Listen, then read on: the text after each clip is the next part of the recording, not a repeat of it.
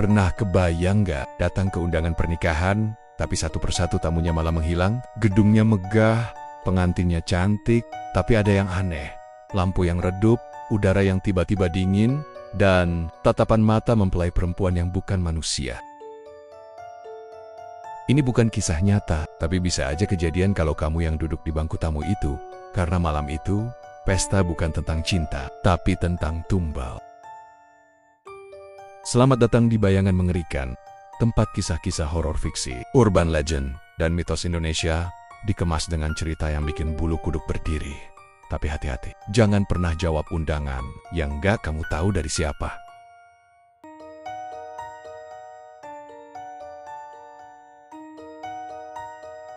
Jadi, ceritanya ini berawal dari sebuah undangan pernikahan yang tiba-tiba rame diomongin orang sekampung.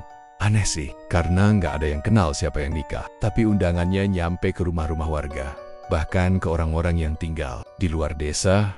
Undangannya simple, tapi kesannya mewah. Kertasnya tebal, warna hitam elegan, dan ada cetakan emas timbul di bagian nama mempelai laki-laki.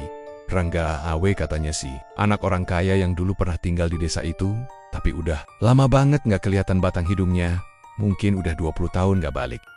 Yang bikin heboh, undangannya nggak nyantumin nama pengantin perempuan. Hanya tertulis dengan pasangannya yang telah lama dinanti.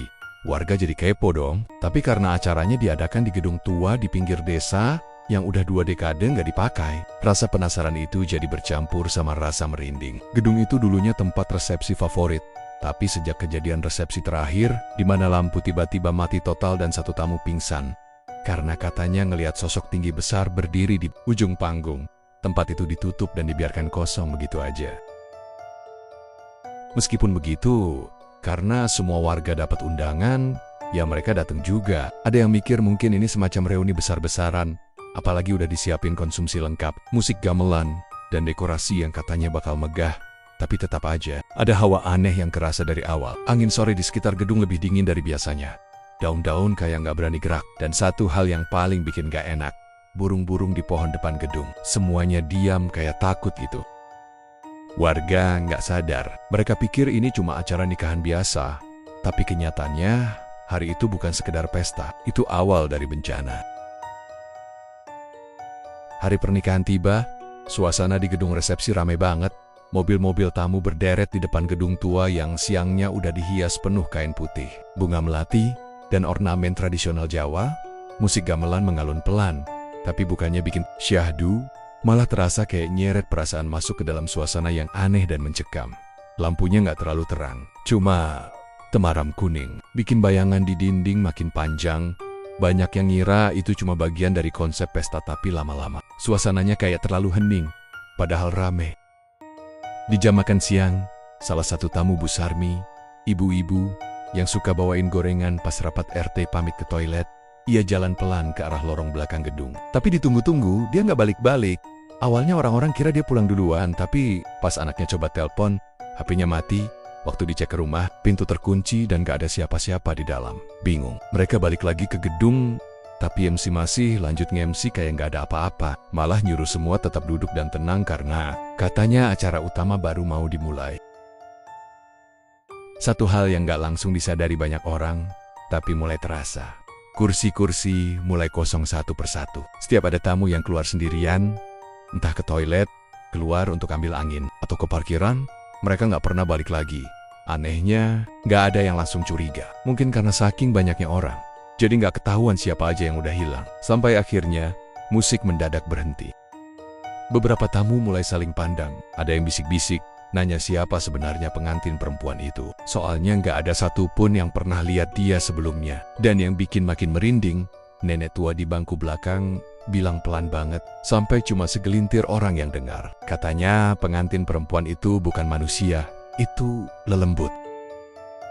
Beberapa orang di antara para tamu mulai sadar bahwa ada yang gak beres dari acara ini. Tapi semuanya tetap diam.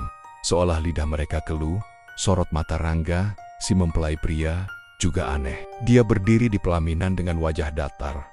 Senyumnya kaku, matanya kosong menatap lantai. Orang-orang baru ingat, dulu Rangga sempat hilang waktu masih remaja. Hilangnya juga bukan biasa.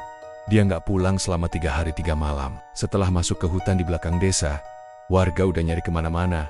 bahkan manggil orang pintar buat bantu. Tapi nggak ada hasil, sampai akhirnya Rangga pulang sendiri. Malam-malam dalam keadaan kotor dan pucat, tapi anehnya nggak ada luka sedikit pun di badannya. Waktu itu, ibunya cerita ke beberapa tetangga kalau Rangga ditemuin orang baik di tengah hutan. Tapi sejak saat itu, anaknya berubah. Dia jadi pendiam, sering melamun, suka ngomong sendiri, dan sesekali matanya kayak lihat sesuatu yang gak kasat mata. Semakin dewasa, dia makin menjauh dari lingkungan. Sampai akhirnya merantau, katanya kerja jauh di luar kota. Sejak itu gak pernah ada kabarnya lagi. Dan sekarang tiba-tiba balik untuk menikah.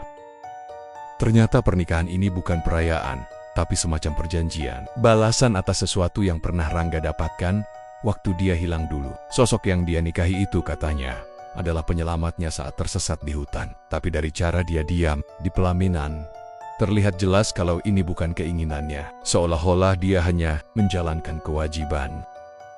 Satu persatu tamu terus menghilang. Setiap kali ada yang lenyap, pengantin perempuan itu tersenyum lebih lebar, dan matanya makin tajam menatap tamu berikutnya. Beberapa tamu mulai panik dan coba buka pintu keluar. Tapi semuanya terkunci. Jendela tiba-tiba nggak bisa dibuka, lampu berkedip, suasana berubah kacau. Dari ratusan tamu, cuma satu orang yang tenang, seorang anak kecil perempuan bernama Dira. Dia nggak ikut orang tuanya duduk di kursi tamu, tapi malah sembunyi di bawah meja bundar di pojokan. Dira ngerasa dari awal ini bukan pesta pernikahan. Biasa, ada sesuatu yang sangat salah di sini. Dan dia harus diam, harus ngumpet, atau dia bakal jadi sesajen berikutnya. Dira cuma bisa diam sambil meringkuk di bawah meja bundar yang dilapisi kain panjang menjuntai ke lantai. Nafasnya ditahan, tubuhnya gemetar, dan matanya terus menatap celah kecil antara ujung kain dan lantai. Berharap nggak ada yang melihatnya. Di atas sana, tamu-tamu mulai panik. Suara kursi bergeser, teriakan pelan, dan langkah kaki berlarian bercampur jadi satu. Tapi semuanya mendadak terhenti saat terdengar suara. Bukan manusia. Suaranya dalam, berat, kayak gema dari dalam sumur. Tua. Dira memberanikan diri mengintip sedikit. Dia lihat pengantin perempuan itu berdiri di pelaminan, tapi wujudnya sudah nggak sama. Wajah cantiknya hilang. Sekarang tubuhnya tinggi, kurus, kulitnya abu-abu kehijauan, matanya hitam pekat tanpa bola mata, dan mulutnya merekah panjang hingga ke pipi. Lidahnya menjulur panjang, bergerak-gerak sendiri seperti mencari sesuatu. Gaun putihnya menjuntai sampai lantai, tapi bagian bawahnya berlumur tanah basah. Setiap kali dia melangkah, lampu bergoyang dan lantai bergetar. Makhluk itu mulai menunjuk. Satu persatu tamu yang ketakutan. Dan dari balik tirai belakang panggung, muncul bayangan-bayangan hitam yang menyeret mereka satu persatu. Mereka menjerit, tapi jeritannya seperti tersedot ke dalam ruang hampa. Hening, gak ada yang bisa kabur. Semua pintu terkunci rapat, dan jendela seakan tertutup kabut dari luar.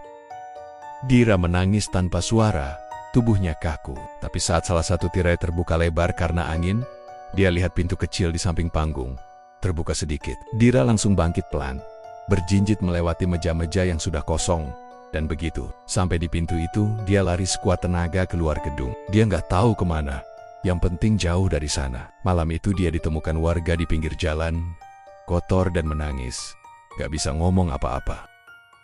2 hari kemudian, gedung itu diperiksa. Gak ada tanda-tanda pernah ada pesta, dekorasi hilang, lantai bersih, gak ada sisa makanan, bahkan gak ada bekas ban mobil di depan gedung. Buku tamu kosong. Nama Rangga nggak tercatat dimanapun, tapi Dira masih simpan satu hal. Undangan asli yang dia ambil dari meja di rumah, kertasnya sekarang berubah warna, seperti mulai membusuk. Dan di pojok kanan bawah, muncul tulisan kecil berwarna merah gelap.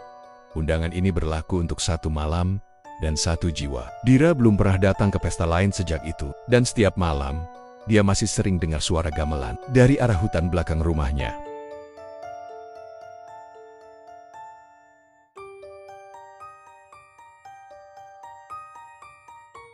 Jadi, masih berani datang ke undangan yang gak jelas siapa pengantinnya? Atau, kamu baru sadar, satu-satu temanmu juga mulai hilang? Cerita barusan cuma fiksi, tapi kalau kamu merasa pernah dengar kejadian serupa, mungkin itu bukan kebetulan. Karena, di dunia ini, gak semua yang terlihat indah itu berasal dari dunia kita. Kalau kamu suka cerita kayak gini, Bantu channel Bayangan Mengerikan terus ya. Jangan lupa like dan tulis di komentar kalau kamu pernah ngalamin hal aneh. Dan jangan lupa subscribe, karena setiap minggu kami bakal bawain cerita horor baru yang lebih gelap, lebih dalam, dan mungkin lebih dekat dari yang kamu kira. Karena bayangan itu nggak selalu datang dari belakang, kadang dia duduk di sebelahmu.